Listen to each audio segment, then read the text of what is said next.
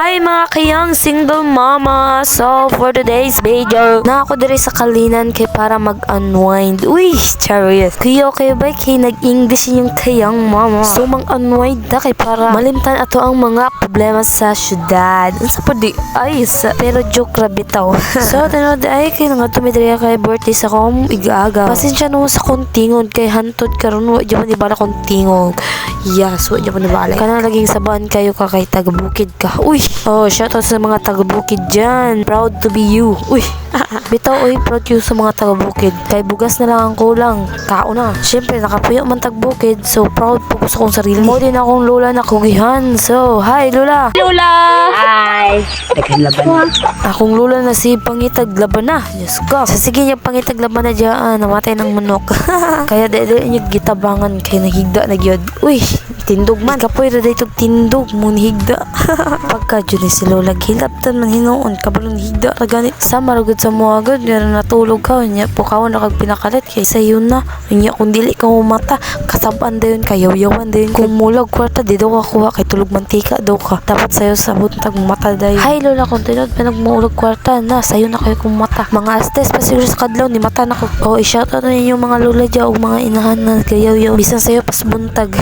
Oh sige sayo kung lola nalipay kay ni sayo migmata.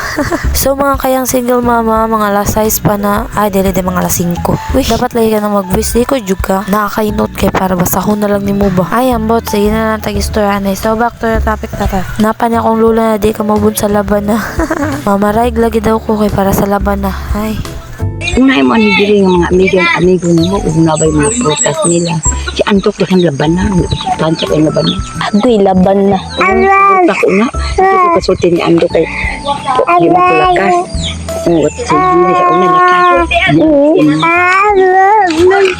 Napa niya akong anak na saba kayo. Puntag pa sayo, saba na kayo. Naliwat akong anak sa kong lola. So mo din ako mga igagaw kayang single mama. Nagadula-dula sila. Murag kami lang sa una sa kong mga igagaw sa kong gisuon. Walay problemahon kundi dula lang. Karon baliktad na, dagan na kayong problema. Kung papilion ko ninyo, kung mabalik ba ko sa past or din na ako sa present. Uy, nag-English na rin niyang ka-single mama. So, ang tubag anak kay dire ako sa present kay nalipay gihapon ko naay part sa ko na sakit or nagsisi sa ko ang mga choice na ako ang ipili but super thankful gihapon ko kay niabot ko ang pinaka-cute at pinaka-gwapa na baby sa tibok kalibutan. Uy, so di ay na. Kung about naman po sa eskwela, na-adjoy part sa ko na nagsisi. Diyos ko, yes, nagsisi, joke ko.